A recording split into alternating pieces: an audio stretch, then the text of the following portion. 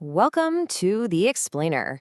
Today, we're unpacking a really big deal in the Thai market, the SEC's new roadmap for sustainability reporting.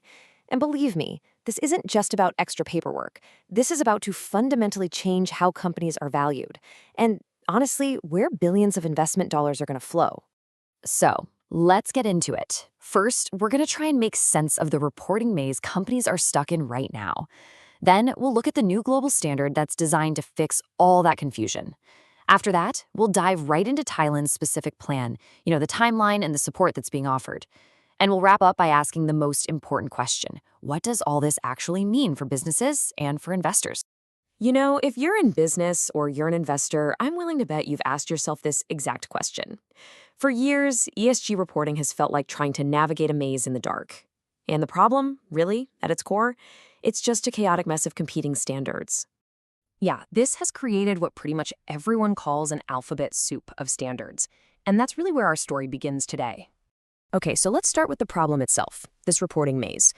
For way too long, companies have had to deal with this really confusing landscape of different frameworks, and each one wants something a little bit different.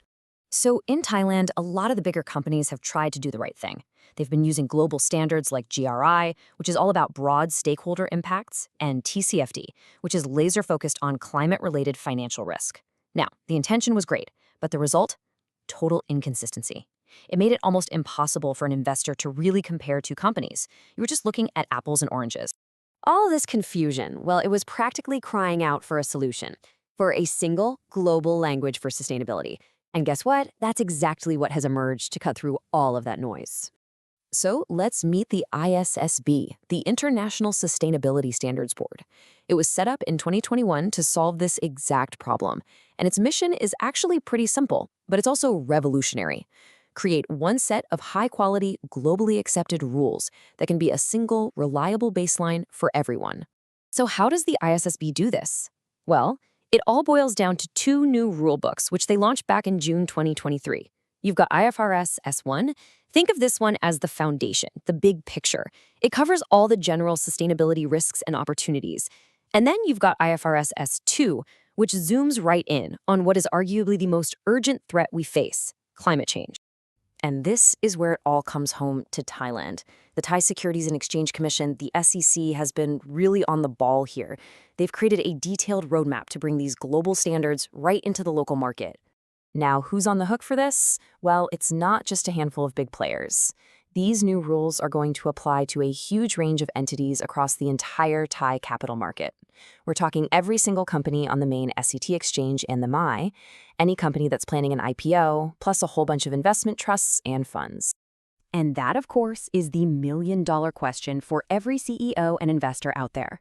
The SEC has a very clear answer. And you know what? The good news is, they're not just flipping a switch overnight. The SEC has laid out a really smart, phased approach. The whole goal here is to give the market enough time to get ready and adapt, one step at a time.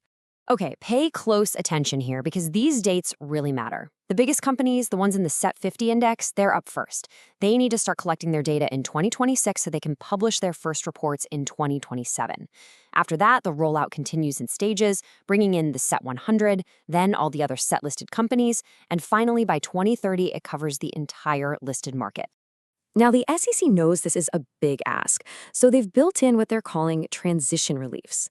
Basically, think of them as safety nets or helping hands, designed to help companies adapt without getting completely overwhelmed. All right, to get what that support means, we need a quick detour to talk about greenhouse gas scopes. It's a key part of these new rules. Scope 1 is simple. It's your company's direct emissions. Scope 2 is the energy you buy. And Scope 3, well, that's the really tricky one. It's everything else in your supply chain, from your suppliers all the way to your customers. Okay, so here are those 5 key helping hands. First, a climate-first focus means for the first 5 years, companies can just report on climate. Whew! Second, they get extra time to report, so it doesn't have to go in with their main financial statements at first. Third, no need for past data comparisons in that very first report. And here are the 2 big ones. For 5 years, companies can delay Scope 3 emissions, the hardest part, and they also have flexibility on which GHG measurement rules they use. See, it's a really practical approach. So, let's bring it all together. What does this all actually mean in the real world?